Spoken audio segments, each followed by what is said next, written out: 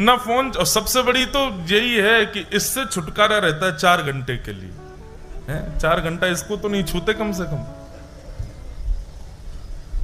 तो जैसे 4 घंटे कथा में व्यतीत करते हैं, ऐसा संपूर्ण जीवन हो जाए वैष्णव का, ये वैष्णव नियम होना चाहिए।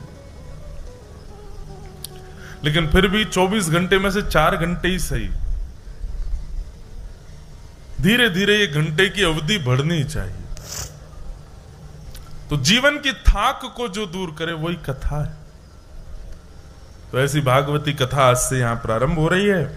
हम आप सबसे प्रार्थना करेंगे, आज हम कथा प्रारंभ कर रहे हैं, जितनी देर हमसे बल पड़ेगा हम कहेंगे। वैसे तो कोई पता नहीं है, भागवत जी की कृपा हो जाए तो पूरे 4 घंटे ही बोलते रहें। कल से कथा का समय क्या है? 2 बजे से। 2 बजे से समय है आप सब लोगों के लिए, 1:30 बजे से, हमारे लिए 2 बजे से। आप 1:30 बजे आकर के बैठ जाना। 2 बजे से कथा प्रारंभ होगी, 6 बजे तक कथा का क्रम रहेगा। आज महात्म है, पहला दिन है, प्रेम और भाव से हम लोग श्रवण करते हैं। अब देखते हैं भगवत कृपा कितनी देर तक होती है। आइए बड़े भाव से सब लोग ठाकुर जी को हृदय में विद्यमान करते हुए, बटेश्वर महादेव को प्रणाम करते हुए, मानो ऐसा समझिए कि 7 दिन की ये कथा की धारा से ही हम बटेश्वर महादेव का अभिषेक कर रहे हैं और उनके मंगलमय पाटोत्सव का आनंद ले रहे हैं। सब लोग बड़े प्रेम और भाव से भागवत जी के इस महात्म में प्रवेश करो। सच्चिदानंद रूपाय विश्वोत्पत्त्यादि हेतवे तापत्रय विनाशाय श्री कृष्णाय वयं नमः।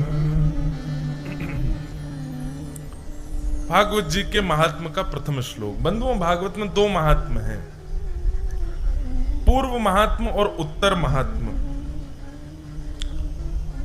पूर्व महात्म में 6 अध्याय हैं और उत्तर महात्म में 4 अध्याय हैं।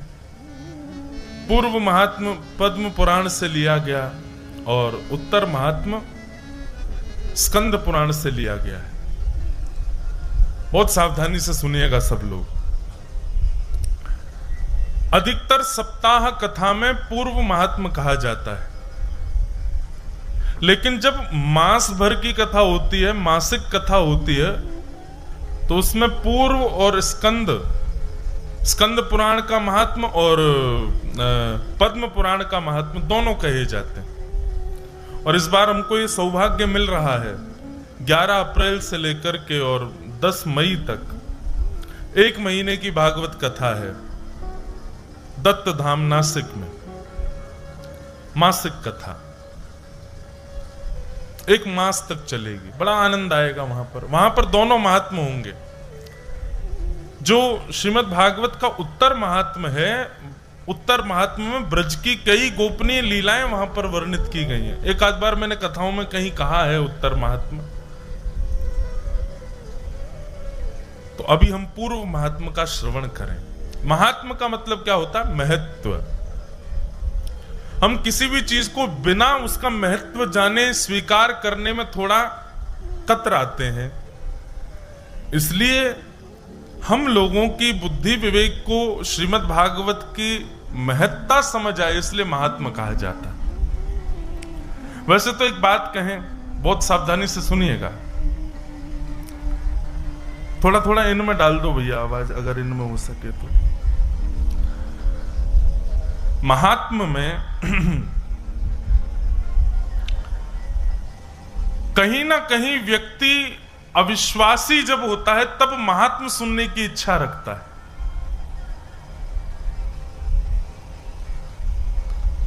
ये जरूरी नहीं है कि महात्मा आप सबको सुनाया जा रहा है, उन लोगों के लिए कहा जाता है जिनको भागवत वाणी पर विश्वास नहीं है, उनका विश्वास जगे, इसलिए महात्मा सुनाया जाता है। बाकी प्रेमी को महत्व जानने की इच्छा नहीं होती। प्रेमी महत्व जानने की इच्छा नहीं रखता है। प्रेमी तो बस प्रेम करता है, चाहे अच्छा है बुरा है जैसा है, बस वो अपने प्रेमी को, अपने प्रेमास्पद को स्वीकार करना चाहता है किसी भी रूप में। उसको महत्व सुनने की इच्छा नहीं होती। पर फिर भी कलयुग में हर प्रकार के लोग हैं। अब यहां से तो चली गई। कलयुग में हर प्रकार के लोग हैं। जैसे पहला तो वैसे ही कर दो, हम सुना देंगे कथा। तो कलयुग में हर प्रकार के लोग हैं, इसलिए सबके विश्वास की सजगता के लिए महत्व कहा जाता है। श्रीमद् भागवत का प्रथम श्लोक महात्मा का, सच्चिदानंद रूपाय विश्वोत्पत्त्यादि हेतवे। भगवान के 3 रूप हैं, सत्य, चित्त और आनंद। बंधुओं, अवतार कितने भी हो सकते हैं ठाकुर जी के, 24 अवतार कह दो, 10 अवतार कह दो, अनंत अवतार कह दो, लेकिन प्रत्येक अवतार में ये तीनों विद्यमान हैं, सत्य, चैतन्य और आनंद। बहुत सावधानी से सुनिएगा। हमारे पूज्यपाद गुरुदेव भगवान कहते हैं, सच्चिदानंद रूपाय का एक बहुत सुंदर भाव, ठाकुर जी ही सत्य हैं, बाकी सब मिथ्या हैं। पहला भाव, वे ही चैतन्य हैं, बाकी सब जड़ हैं। दूसरा भाव, वे ही आनंद प्रदायक हैं, बाकी सब कष्ट देने वाले हैं। तीसरा भाव, सच्चिदानंद रूपाय। दूसरा अर्थ करते हुए गुरुदेव भगवान कहते हैं, सच्चिदानंद रूपाय, जब तक सत भगवान को चैतन्य नहीं मानोगे तब तक उनकी सेवा में आनंद नहीं मिलेगा। जैसे कई लोग बटेश्वर महादेव के आज दर्शन किए, इतने बढ़िया भोलेनाथ विराजमान है। कभी कभी महादेव के मंदिरों में जाता हूं या कहीं भी जाता हूं तो मुझे कभी कभी मैं लोगों की पूजा पद्धति देखता हूं, ये कर कैसे रहे हैं। और उनकी उस सेवा प्रणाली में जब मुझे ये दिखता है कि ये जड़ वस्तु मान करके सेवा कर रहे हैं तो बहुत कष्ट होता है हृदय को। और विशेष रूप से तो महादेव के मंदिर में, मतलब शिवलिंग विराजमान है तो बस उनके ऊपर जल चढ़ना चाहिए, उनकी जो है बढ़िया जोर से मसाज कर देते हैं, ऐसी जोर से हाथ फिराएंगे उनके ऊपर। कई लोग तो अपनी अंगूठियां भी नहीं उतारते, बेचारों के हाथ में छिल जाते होंगे भोले बाबा के। कभी कभी मन में भाव आता है कि ये दोष हम क्यों करते हैं, क्योंकि हमने उनको चैतन्य माना नहीं है। अपने गोपाल जी की सेवा में, घर के ठाकुर की सेवा में अपराध हमसे क्यों बन जाते हैं, क्योंकि हमारे भीतर चैतन्य भाव नहीं है। चैतन्य का मतलब क्या होता है? जैसे हम व्यासपीठ पे बैठे हैं, बटुक जी ने 2 एसी लगवा रखे हैं यहाँ पे। क्यों लगवा रखे हैं? क्योंकि उनको पता है कि व्यास जी चैतन्य है, उनको गर्मी लग सकती है। अगर मैं जड़ हूं, मैं मूर्ति हूं, तो इनकी आवश्यकता नहीं है। मूर्ति तो कैसे भी रह सकती है, जड़ वस्तु तो कहीं भी रह सकती है, किसी भी प्रकार में रह सकती है, लेकिन चैतन्य यदि है तो उसकी व्यवस्था करनी पड़ती है। थोड़ा ध्यान से सुनिएगा बात को। तो जो लोग ठाकुर जी को मूर्तिवंत मानते हैं, केवल धातु मानते हैं, वो कैसे भी रखते हैं अपने ठाकुर जी को, कहीं भी बैठा देते हैं, कैसा भी जल डाल देते हैं, कुछ भी पहना देते हैं, उसमें विचार नहीं करते, क्योंकि उनके चित्त में चैतन्य भाव नहीं। लेकिन वहीं अपना पुत्र आ जाए तो पुत्र के प्रति चैतन्य भाव होता है, उसको देखते तुरंत लगता है सर्दी ना लगे शॉल पहना दो, गर्मी लग रही होगी शरबत पिला दो, ये चैतन्य भाव। ऐसी चैतन्य स्थिति जब तक आप सत परमात्मा के प्रति नहीं रखोगे तब तक उनकी सेवा आनंद नहीं देगी। यही है सच्चिदानंद रूपाय। ठाकुर जी के प्रति चैतन्य भाव रखो, वो साक्षात चैतन्य है। उन्हें भी शीत का अनुभव, अब हम है तो रामानुज संप्रदाय से, हमारे रामानुज संप्रदाय हो, रामानंदी संप्रदाय हो, वल्लभ कुल की संप्रदाय हो, सब जगह सेवा में चैतन्यता को प्रधान माना गया है। पर विशेष रूप से वल्लभ कुल की संप्रदाय में तो अत्यंत चैतन्य भाव रखा जाता ठाकुर जी के प्रति। हमारे गिरधर लाल पधारे, बस उनका चित्र भी लगा है पीछे। ये जहां जितने बड़े लग रहे हैं उतने ही छोटे हैं, इतने से हैं, छोटे से नेक्से से। तो इनकी सेवा में एक प्रणाली है कि शीतकाल में, सर्दियों में ठाकुर जी मूजरी पहनते हैं, मोजा पहनते हैं चरणों में, और वसंत पंचमी के दिन जो भी निकल करके गई, उस दिन ठाकुर जी के मोजा हटा दिए जाते हैं। तो गत वर्ष की, इस बार की वसंत पंचमी पर तो सर्दी चली गई थी, पर पिछली बार की वसंत पंचमी पर बड़ा भयंकर कोहरा था वृंदावन में। अब मुझे बड़ा कष्ट होवे कि ठाकुर जी की आज मोजे हटाने, और बाहर इतनी शीत पड़ रही है, पूरी गलन हो रही है कमरों में, क्या किया जाए। तो हमने एक आचार्य प्रवर को फोन किया, मैंने कि महाराज जी वसंत पंचमी के अनुसार ठाकुर जी के मोजा हटाने चाहिए आज। बोले हाँ, आज ठाकुर जी के मोजा मत धराना आज श्रृंगार में। मैंने कहा लेकिन वृंदावन में इतनी भयंकर सर्दी, कोहरा पड़ रहा है, गलन हो रही है, और मुझे इतनी सर्दी लग रही है, मैं सोच रहा हूं ठाकुर जी के मोजा क्यों नहीं पहनाऊं। तो हंस करके भाव में एक बात बोले जब इनके मोजा हटाओगे, इनको सर्दी लगेगी, तभी ये गर्मी लामेंगे। जब तक मोजा इनको पहनाते रहोगे, इनको लगेगा बढ़िया आनंद आ रहा हो, सर्दी होने दो। जब इनके वस्त्र हल्के करोगे तब इनको सर्दी लगेगी, और जब इनको सर्दी लगेगी तब ये ऋतुओं को आज्ञा करेंगे कि ए भाई हमको सर्दी लग रही है, अब जल्दी जाओ, तुम ग्रीष्म आने दो, बसंत आने दो। कितना सुंदर भाव। ये भाव जड़ वस्तु में नहीं आता है, ये भाव चैतन्य में ही आ सकता है। और वास्तव में उस दिन हमने फिर, पहले तो कष्ट हो रहा था कि ठाकुर जी की मोजा कैसे हटाएं, लेकिन ये भाव सुन के हमने तुरंत मोजा हटाया, 5 मिनट बाद ही धूप निकल आई वृंदावन में। तो अब ये सब जो स्थितियां हैं, ये सब जो भाव है ना, ये तभी निर्मित होते हैं, ये तभी व्यवस्थित होते हैं जब आप अपने ठाकुर को चैतन्य मानते हैं। और जब चैतन्यता मान करके आप सेवा करने लग जाते हैं ठाकुर जी की, तो फिर सुख नहीं मिलता सेवा में, फिर आनंद मिलता है। आनंद, आनंदाम बुद्धिवर्धनम प्रतिपदम। आनंद की डेफिनेशन क्या है? जिसके सेवन में सुख घटे ना बढ़े। मतलब पानी पीते हैं हम लोग, और जब पानी पीते हैं तो हर घूंट में प्यास बुझती है, प्यास कम होती है। पर आनंद में क्या होता है? हर घूंट में प्यास बढ़ेगी, इसको आनंद कहते हैं। तो जब चैतन्य मान करके ठाकुर जी की सेवा करते हैं, उसी सत परमात्मा को चैतन्य मानते हैं, तब उनकी सेवा सुख नहीं देती, आनंद देती है।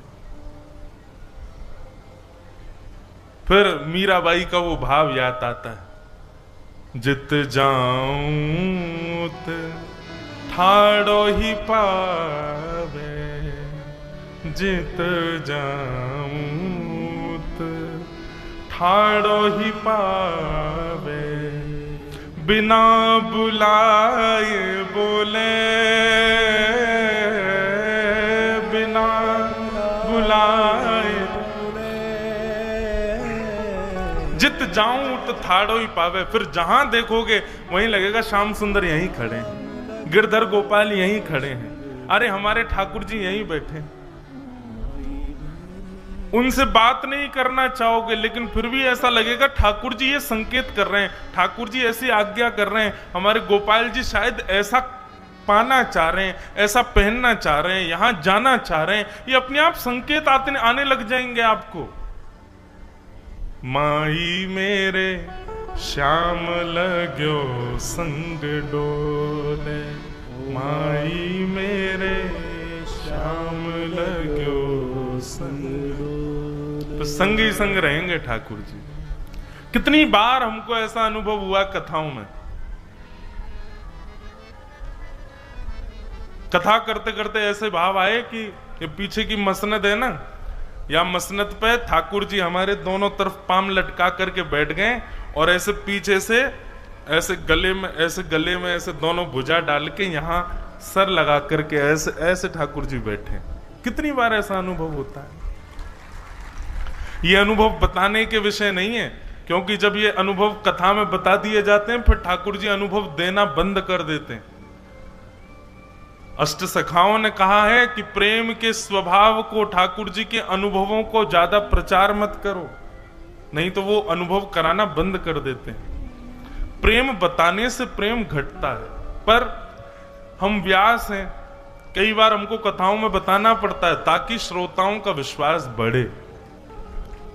आपका विश्वास बढ़े इसलिए बता देते हैं, लेकिन फिर हम 6-7 महीने के लिए वंचित हो जाते हैं, ठाकुर जी फिर अनुभूति नहीं कराते। पर हम कहना चाहते हैं भैया, ऐसे अनुभव तभी होते हैं जब आप ठाकुर जी को चैतन्य रूप मानते। तो सच्चिदानंद रूपाय, वो सत परमात्मा है। एक बात हमेशा याद रखिएगा, ओम तत्सत, ये 3 शब्द सदैव ब्रह्मवाचक होते हैं। ओम शब्द भी ठाकुर जी के लिए प्रयोग किया जाता है, सत शब्द भी ठाकुर जी के लिए, तत् शब्द भी ठाकुर जी के लिए। तो सच्चिदानंद रूपाय, सत यानी कि परमात्मा में जब आप चैतन्य बुद्धि रखोगे, उनको जड़ नहीं मानोगे, तो उन्हीं की सेवा, उन्हीं की उपस्थिति तुमको आनंद प्रदान करेगी। सच्चिदानंद रूपाय विश्वोत्पत्त्यादि हेतवे। और कौन है वो सच्चिदानंद रूप? बोले विश्व की उत्पत्ति करना, पालन करना, संहार करना, ये 3 क्रियाओं में जो व्यवस्थित हैं। बंधुओं, ठाकुर जी का स्वभाव कैसा है? छोटे से बालक के जैसा। मिट्टी का एक घर बनाया, घर बना करके उसकी रक्षा करी, कोई इस पर चढ़ ना जाए, कोई इसको तोड़ ना जाए। 2-4 दिन रोज उसको जा करके देख रहे हैं कहीं से इसमें कोई दिक्कत ना आ जाए। एक दिन मन आ गया तो अपने पैर से ही घर तोड़ दिया। जैसे उस बालक का स्वभाव होता है, वैसे ही ठाकुर जी का स्वभाव है। पहले मेरा और आपका, हम सबका निर्माण करते हैं। निर्माण करने के बाद फिर हम सबका लालन पालन करते हैं। हमको एक श्रेष्ठता दिला देते हैं, यश, वैभव, मान, कीर्ति, संपत्ति, इन सब में व्यवस्थित ठाकुर जी कर देते हैं। नित्य हमारा ध्यान रखते हैं, इसको कोई कष्ट ना हो जाए। हमारी छोटी सी विनती पर हमारी आर्तों को दूर कर देते हैं। इतने हमारे सगे हो जाते हैं ठाकुर जी, हमारे कष्ट को अपना मान करके हमको प्रसन्नता देने लग जाते हैं। लेकिन एक दिन ठाकुर जी का मन आ जाता है और हम मानव रूपी मिट्टी के इस ढांचे को ठाकुर जी ध्वस्त कर देते हैं। विश्वोत्पत्त्यादि हेतवे,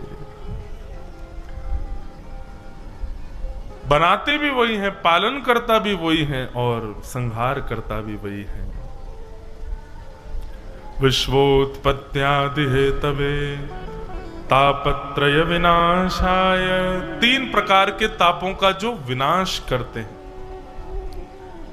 मैं कथाओं में खूब कहा करता हूं, ठाकुर जी कभी दुख दूर नहीं करते, सदैव दुख से मिलने वाली पीड़ाओं को दूर करते हैं। दुख तो जीवन में आते हैं पर उसकी पीड़ा का अनुभव नहीं होता। पीड़ा का, जैसे अभी हम थक रहे हैं, अभी हमको कोई पीड़ा हो रही है, अंतरंग है, लेकिन कथा कहने के लिए जैसे बैठे हैं तो लग नहीं रहा कि अब कोई पीड़ा है, अब कोई दिक्कत है, अब कोई कष्ट है। ठीक वैसे ही पीड़ा तो होगी, कष्ट तो जीवन में आएगा, लेकिन उसका अनुभव नहीं कराने देते, अनुभव नहीं होने देते। ये ठाकुर जी की कृपा है। तापत्रय विनाशाय श्री कृष्णाय वयं नुमः। ऐसे श्री कृष्ण को हम बारंबार प्रणाम करते हैं, ऐसे श्री कृष्ण को हम बारंबार नमन करते हैं। तो रूप, कर्म और स्वभाव 3 इस श्लोक में बताए गए।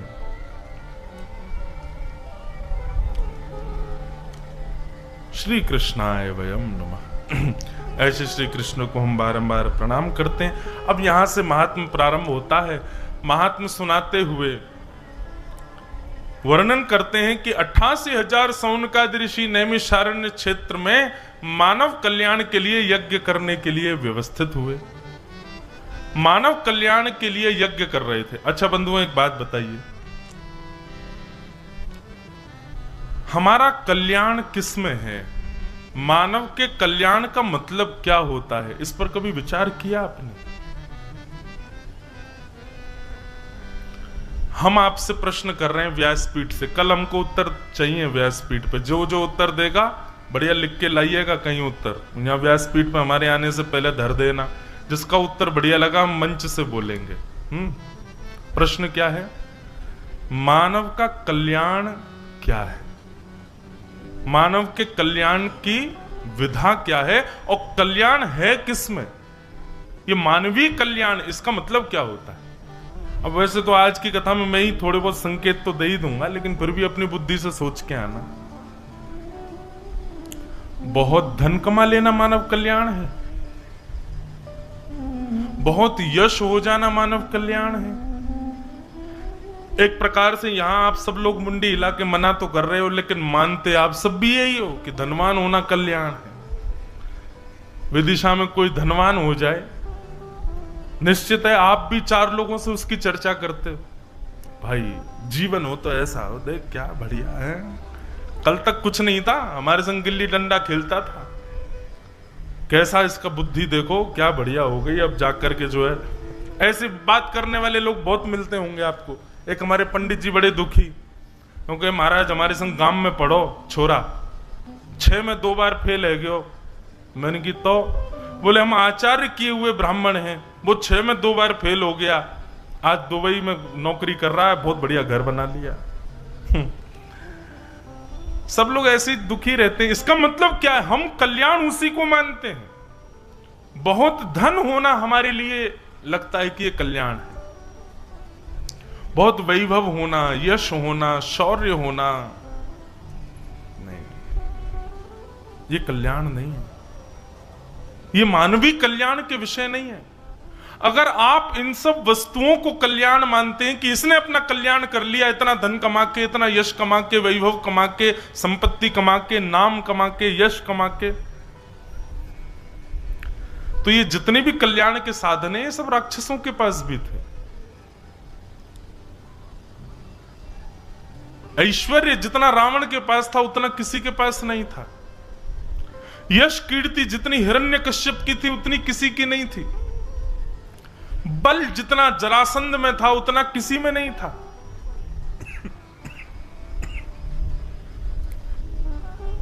इसलिए भैया इन सब विषयों से परे सोच के आइएगा कल कि मानव कल्याण क्या है। बुद्धि लगाइए।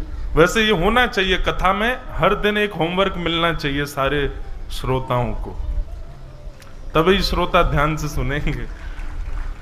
और ये सारे होमवर्क भी बंधुओं ऐसे हैं कि इनके उत्तर कथा में ही हैं और ढूंढने आपको है। तो कल सोच के आइएगा मानव कल्याण क्या है, मानव का कल्याण किसमें है, मानव कल्याण की विधा क्या है, विचार कीजिएगा। हमारे मन में कुछ और भाव है जो गुरुजनों से मिला, लेकिन आप लोगों के मति के अनुसार जो भाव आएगा, अगर वो मुझसे भी श्रेष्ठ लगा, कि ऐसा नहीं कि मेरा श्रेष्ठ है, गुरुजनों की कृपा से जो प्राप्त है मैं वो ही कहूंगा, लेकिन अगर आपका और सुंदर लगा तो मैं निश्चित मंच से कहूंगा कि हाँ देखो ये किसी ने बताया है, ये अच्छा भाव है। और बाकी कथा ध्यान से सुनो, आपको कथा से ही उत्तर मिल जाएगा। सौनकादि ऋषियों ने यज्ञ किया नैमिषारण्य में, परंतु उस यज्ञ से मानव कल्याण होगा इसकी उनके हृदय से आवाज नहीं आ रही थी कि ये यज्ञ करने से मानव कल्याण होगा। कई बार ऐसा होता है, हम कोई क्रिया करते हैं तो क्रिया शरीर तो करता है, लेकिन चित्त कहता है कि पता नहीं ये क्रिया करने में कुछ लाभ है कि नहीं, उचित है कि नहीं। कई लोग आते हैं, युवा आते हैं, महाराज जी हम जॉब करते हैं, हम ऑफिस जाते हैं या कहीं भी कुछ भी करते हैं, करते तो हैं, सैलरी तो मिलती है, लेकिन पता नहीं मन बड़ा उच्चाटित रहता है, करने का मन नहीं होता। वास्तव में ऐसी स्थिति जहां बने ना, वहां त्याग ही कर देना चाहिए। लाभ चाहे आपको अन्य स्थिति से कितना भी मिल रहा हो।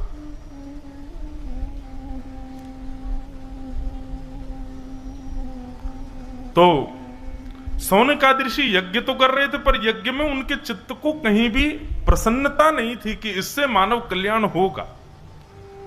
तभी वहां पर सूत जी महाराज का आगमन हुआ और सब सौनकादि ऋषियों ने जाकर के प्रणाम करते हुए उनसे प्रश्न किए। व्यक्ति जब संशय में आता है ना, तभी उसके चित्त में प्रश्नों का प्रादुर्भाव होता है। एक बात सदैव याद रखिएगा, आप यदि भगवत भागवती कथा सुनते हैं, रामचरितमानस सुनते हैं, आदि आदि ये प्रश्न, आप ये सब भगवत वार्ताओं के प्रति आपका लगाव है, लेकिन संशय फिर भी बना हुआ है चित्त में, तो कहीं ना कहीं आप श्रवण में कोई ना कोई अपराध करते हो, इसीलिए संशय। नहीं तो वैष्णव का एक स्वरूप ये होता है कि वो कभी उसके दिमाग में कुंठा नहीं होती, उलझने नहीं होती, वो सदैव सुलझा रहता है। हर स्थिति में वो कभी फंसेगा नहीं, कभी असमंजस उसके जीवन में नहीं आ सकता।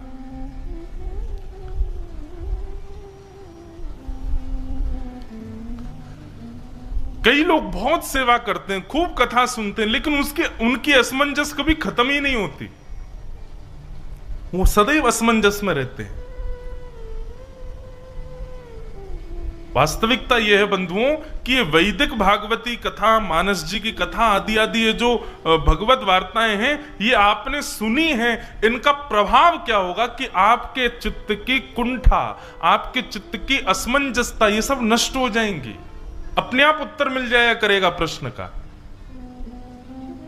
मीराबाई कोई पढ़ी लिखी नहीं थी, मीराबाई के जीवन में कोई ऐसे गुरु नहीं थे जो बैठ करके उनको रोज सिखाते हो, बस सत्संग करती थी मीराबाई, लेकिन जीवन में कभी मीराबाई के असमंजस नहीं आई। एक बार आई थी बस, हमने मीरा चरित्र पर कथा की एक बार, इतना आनंद आया, आज तक मीराबाई याद आती रहती है, मन होता है दोबारा कहें।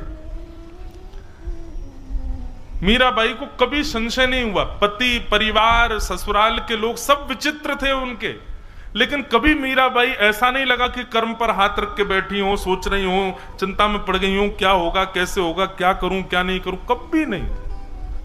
मीराबाई के पास हर स्थिति का सॉल्यूशन था, और यही एक वैष्णव की पहचान है, यही एक कथा श्रोता की पहचान है, यही एक कथा वक्ता की पहचान है कि वो कभी असमंजस में नहीं पड़ता। वैकुंठ नाथ हैं हमारे स्वामी भगवान। कौन है? वैकुंठ नाथ। वैकुंठ का मतलब क्या होता है? कुंठा रहित जो है। कुंठा मतलब उलझने नहीं है जिनके दिमाग में, सब चीज सुलझी हुई है, वो वैकुंठ नाथ। और उनके हम उपासक, हमारे चित्त में कुंठा क्यों हो, हमारे चित्त में असमंजस क्यों हो? जिस प्रकार नित्य औषधि लेने वाले का वो रोग खत्म होता है, ऐसे नित्य सत्संग करने वाले के चित्त से असमंजस खत्म हो जाता है, वो फिर कभी दुविधा में नहीं पड़ेगा। मतलब कैसे समझाएं? अब आपको समझ आ रहा है कि नहीं? हम तो बोलते जा रहे हैं, समझ आ रही है ना बात? मतलब दो रास्ते हैं, तो आप रुक करके ये नहीं सोचोगे क्या करें, आप सोचोगे इस पे जाना और यही ठीक है। इतनी असमंजस नहीं रहेगी दिमाग में। ये सत्संग का प्रभाव। और ये कोई हम अपनी मनगढ़ंत बात कह रहे हैं, नहीं। बिनु सत्संग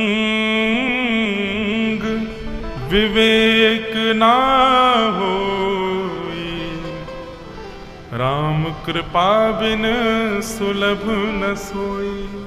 विवेक क्या होता है? विवेक बिनु सत्संग विवेक न। विवेक का मतलब सही गलत की पहचान। सत्संग और कुछ देता ही नहीं है, विवेक ही देता, और विवेक ही चाहिए व्यक्ति को जीवन में। व्यक्ति विवेक शून्य होता है, इसीलिए संसार में फंसता है, इसीलिए संसार में, समाज में कुंठित होता चला जाता है। जिस दिन वो विवेक युक्त हो जाए, उसके जीवन में कोई असमंजस होगी ही नहीं।